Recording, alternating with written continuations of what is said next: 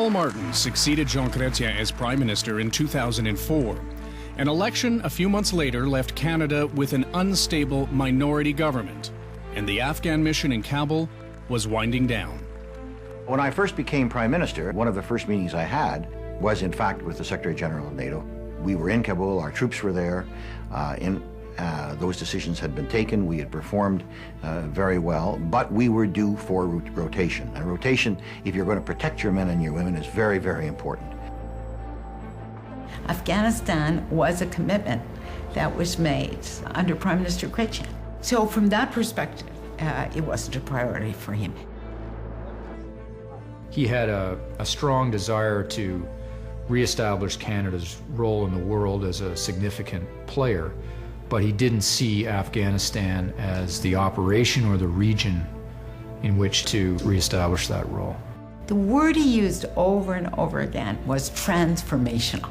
He wanted big, bold, daring policies which would restore Canada to the role it had once played in the world. We were having some problems articulating exactly how to frame Canada's new defense posture. And we felt we needed visionary leadership in the forces to chart a new course in defense policy and for the Canadian forces, and Hilliard was the obvious choice. Standing on the dais, General Rick Hilliard could barely see his troops. So, throwing away military protocol, he ordered them to break ranks and move closer. We're going to move the parade a little in closer. I'd like to be able to see those soldiers' faces in the rear. And Hilliard is a superbly qualified professional with very strong and very well-developed views from a long experience. And we met with General Hilliard at 24 Sussex. We spent the better part of an afternoon. He laid out his views, and they coincided very strongly with the way that we saw it in terms of what kind of a force Canada had to have. There was also a new irritant emerging with the U.S. Would Martin still support the American plan for a ballistic missile defense shield over North America? Prime Minister Martin had indicated that he wanted Canada to be part of ballistic missile defense before he was Prime Minister. After he became Prime Minister, the issue became more nuanced, grayer.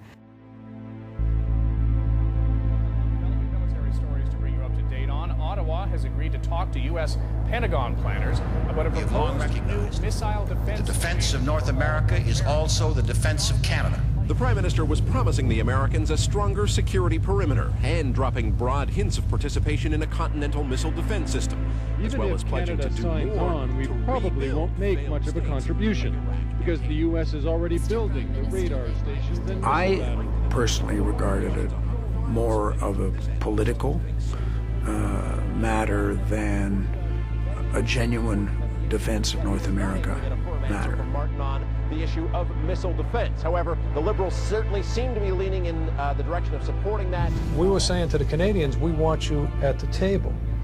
We're not asking you for money. We're not asking you for siting. But because of our long-standing relationship in the North American Aerospace Defense Command, we think that Canada should be at the table. Labels the PM Mr. Dithers. It's the kind of killer line that can stick to a politician. Leaders gathered here to read how Canada's PM lacks clear direction. People said, well, how can we say no in Iraq and no in BMD? We're accumulating no's to, the answer no on a series of issues to our friend and neighbor, and at some point that's got to add up.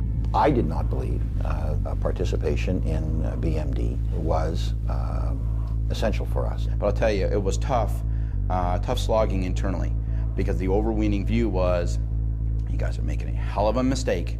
You have no idea how much this is going to upset the White House. This is going to send some kind of signal. Canada will not take part in the proposed ballistic missile system. Hello and thank you for joining us. With Canadian troops taking the fight deeper into Taliban territory, the risks were bound to increase. Tonight, 6 more Canadian families know they've lost someone most precious to them. July the 4th, easily the worst day of my life. Started out like most others. I was sitting right here in this chair. Just finished speaking with an ex-cadet, and hung up the phone, and I heard this commotion outside on the staircase, and 3 chaps literally ran into my office, led by a guy I knew, a Patricia Lieutenant Colonel. And I stood to meet him with a smile. I remember I was smiling. He wasn't smiling, and I didn't compute right away, and he blurted out, "We lost Matt this morning."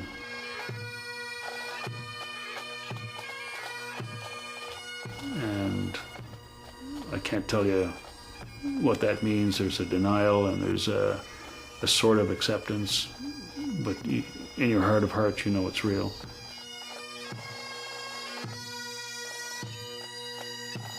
And the absolute feeling of anguish and despair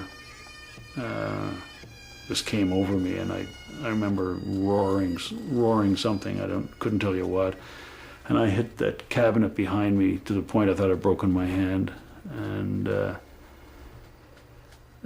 just was beside myself for several seconds. I can't tell you how long. And then your training kicks in. And the guy who announced it to me was crying openly. So I go over and comfort him. At about the same time, an old friend of mine, another Patricia, was in the doorway, and he came over to grab me. Followed immediately by 2 of my sons, Peter and James, who had come back from Ottawa as fast as they could, and everybody converged here. So then I asked, well, who knows? Well, Mom doesn't know. So Mom's got to be told. So we jump in our cars, and it's all a blur, but we ended up in front of her and in her office, and she's happy to see us, but then she knows something is amiss, and my son, who's behind me, says, "Mom, we lost Matt this morning." And there was a recurrent friendly competition among the boys to determine who Mom loved the most. Well, today, my dear little Matt, but only for today, I will allow you to be the favorite son.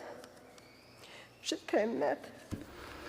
And then we all repaired to our home, and then, you just try to deal with it. And then it's the onslaught of publicity and well-wishers from literally all over the world, and flowers and food, and the outpouring of support was just incredible.